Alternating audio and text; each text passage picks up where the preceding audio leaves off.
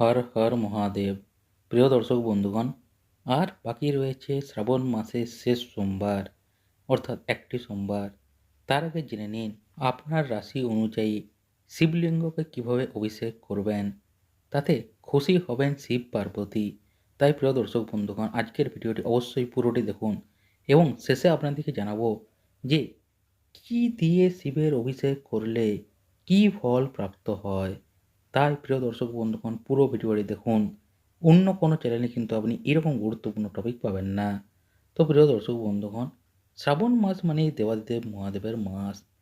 বিভিন্ন ফল প্রাপ্তির আশায় বিভিন্ন শাস্ত্রীয় আচার ও রীতি পালন করা হয়।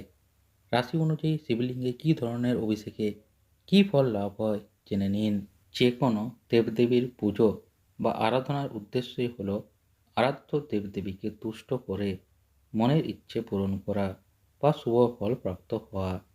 বিভিন্ন ফল প্রাপ্তির জন্য নানা প্রকার শাস্ত্রীয় আচার বা রীতি পালন করা হয়। দেবাদিদেবের পুজোর ক্ষেত্রেও তাই।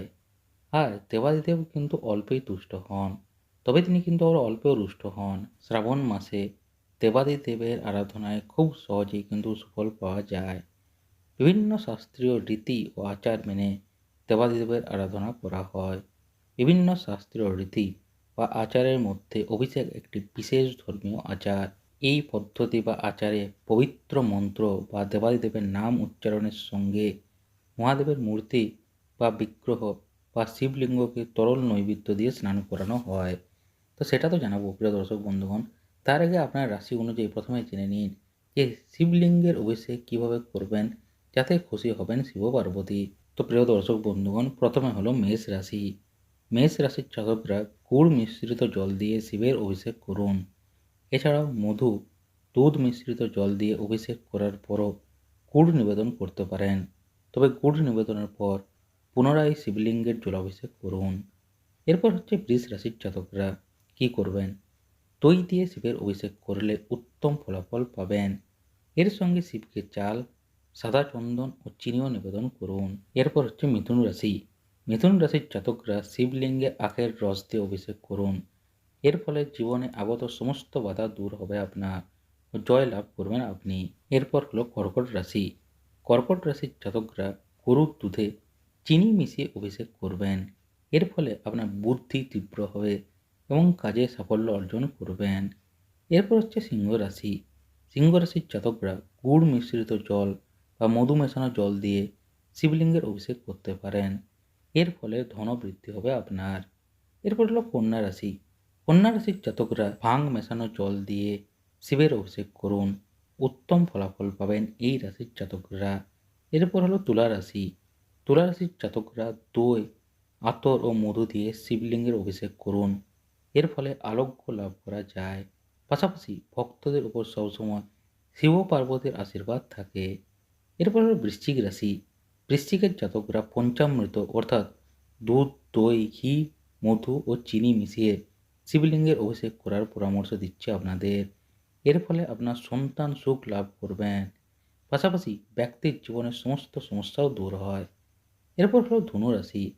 ধনুরাশির জাতকরা শিবলিঙ্গে হলুদ মেশানো দুধ ও জল নিবেদন করুন। এরপর সাদা ফুল ও নীল রঙের ফুল অর্পণ করুন। এরপর হলো মকর রাশির জাতকরা। মকরের জাতকরা ঘি দিয়ে শিবলিঙ্গের অভিষেক করুন। এর ফলে শিব শীঘ্রই প্রসন্ন হবেন আপনার উপর। নিজের ভক্তের সমস্ত মনস্কামনা পূরণ করবেন। এরপর হলো কুম্ভ রাশি। কুম্ভর জাতকরা তিলের তেল দিয়ে শিব বাবার অভিষেক করুন। আর শাস্ত্রমতে তিলের তেল দিয়ে শিবলিঙ্গের অভিষেক করলে জীবনে সুখ, সমৃদ্ধি ও সৌভাগ্য বৃদ্ধি হয়।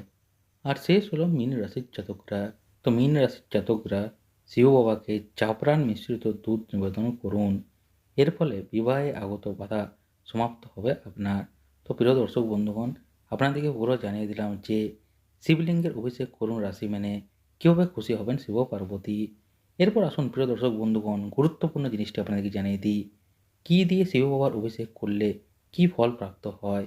কোনো চ্যানেলে আপনি এটা পাবেন না, তাই ভালো করে শুনুন স্কিপ না করে। তো মনের ইচ্ছে বা বিভিন্ন ফল লাভের উদ্দেশ্যে দেবাদিদেবের উপাসনা করা হয়। অকাঙ্ক্ষিত ফল অনুযায়ী অভিষেকের উপাদান বিভিন্ন হবে। বিভিন্ন উপাদানে অভিষেকে ভিন্ন ফল প্রাপ্তি হয়। তো জেনে নিন শিবলিঙ্গে কী ধরনের অভিষেকে কী ফল লাভ হয়। সাধারণত জল দিয়ে অভিষেক খুবই প্রচলিত। এই অভিষেকে জল দিয়ে দেবাদিদেবকে স্নান করানো হয়।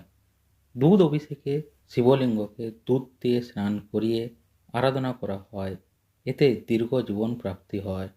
দই অভিষেকে শিবলিঙ্গকে দই দিয়ে স্নান করিয়ে আরাধনা করা হয়।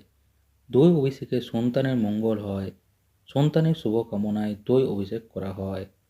ঘি অভিষেকে শিবলিঙ্গকে ঘি দিয়ে স্নান করিয়ে আরাধনা করা হয়। ঘি অভিষেক করলে রোগ এবং অসুস্থতা থেকে পরিত্রাণ মেলে। মধু অভিষেকে শিবলিঙ্গকে মধু দিয়ে স্নান করিয়ে আরাধনা করা হয়। মধু অভিষেকে দুঃখ এবং সমস্যার নাশ হয়। পঞ্চামৃত অভিষেকে শিবলিঙ্গকে পাকা কলা, গুড়, মিচড়ি, বীজহীন খেজুর ও মধু দিয়ে স্নান করিয়ে আরাধনা করা হয়। পঞ্চামৃত অভিষেকে ধনপ্রাপ্তি হয়।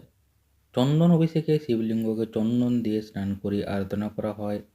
চন্দন অভিষেকে ভাগ্যের উন্নতি এবং স্বাস্থ্য ভালো হয়।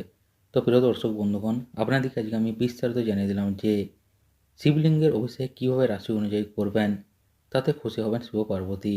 তো প্রিয় দর্শক বন্ধুগণ, অনেকে আপনারা এবার প্রশ্ন করবেন যে রাশি অনুযায়ী করব নাকি ফল কী প্রাপ্ত হবে সেই অনুযায়ী করব। তো প্রিয় দর্শক বন্ধুগণ, আপনি রাশি অনুযায়ী কিন্তু অবশ্যই করুন। তার সাথে যদি আপনার মনের কোনো ইচ্ছে থাকে, কোনো ফল আপনি প্রাপ্ত করতে চান, তাহলে সেটিও কিন্তু আপনি করতে পারেন। এতে কিন্তু আপনার লাভ হবে অনেক বেশি। তো প্রিয় দর্শক বন্ধুগণ, আজকের এই ভিডিওতে আপনাদেরকে আমি বিস্তারিত দুটি জানিয়ে দিলাম। রাশি অনুযায়ী কীভাবে অভিষেক করবেন শিব বাবাকে এবং শিবের অভিষেক করলে কী দিয়ে কী ফল প্রাপ্ত হয়। তো প্রিয় দর্শক বন্ধুগণ, এই ভিডিও নিয়ে আপনার কি মতামত অবশ্যই কমেন্ট করে জানাবেন। আপনার রাশি কে সেটি অবশ্যই কমেন্ট করে জানাবেন। এবং প্রিয় দর্শক বন্ধুগণ, ভিডিওটি ভালো লাগলে অবশ্যই একটি লাইক করবেন।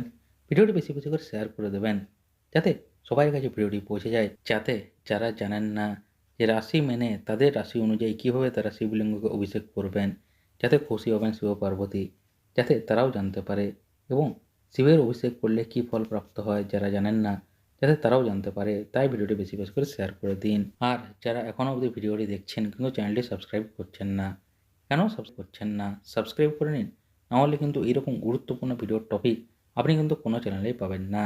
তাই প্রিয় দর্শক বন্ধুগণ, অবশ্যই চ্যানেলটি সাবস্ক্রাইব করে বেল আইকনটি অল করে নিন, যাতে ভবিষ্যতে এরকম গুরুত্বপূর্ণ ভিডিওর টপিক আপনার মিস না যায়। আর যারা ফেসবুক পেজ থেকে দেখছেন, এখনই ফেসবুক পেজটিও ফলো করে নিন, যাতে আপনি ফেসবুকেও সবার আগে আপডেট থাকতে পারেন।